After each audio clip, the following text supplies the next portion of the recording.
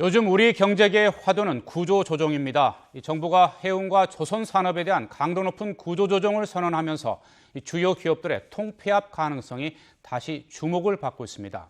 하지만 넘어야 할 산이 많아서 현실화되기까지는 상당한 진통이 따를 것이라는 예상입니다. 이강문 기자입니다. 정부는 신속한 산업 재편에 대한 분명한 의지를 밝혔습니다. 지지부진하거나 이렇게 되면은 결국은 그것이 다 국민경제에 부담으로 오기 때문에 필요한 시점에는 신속하게 구조조정을 해야 된다. 발등에 불이 떨어진 곳은 4조 8천억 원의 부채를 안고 있는 현대상선. 현정은 현대그룹 회장이 경영일선에서 물러나고 돈이 될 만한 것은 모두 내다 팔았지만 아직도 정상화는 멀기만 합니다. 외국 선주에게 주고 있는 선박 임대료를 낮추지 못할 경우 법정 관리를 피하지 못할 것으로 보입니다.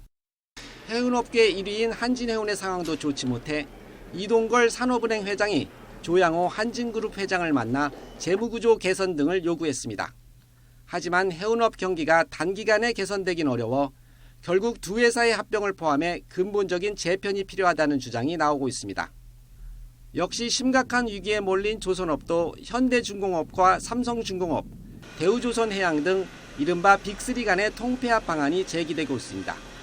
플랜트가 강한 회사 쪽으로 다른 회사의 플랜트 사업을 몰아주는 방식 등이 거론되고 있습니다.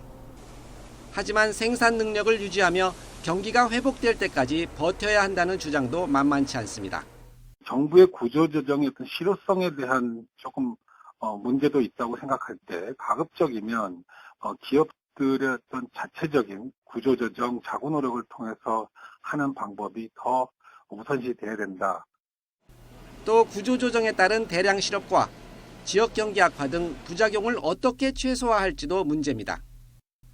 어느 선택도 쉽지 않은 상황에서 정부는 다음 주 구조조정협의체 3차 회의를 열어 구체적인 실행 방안을 논의할 예정입니다.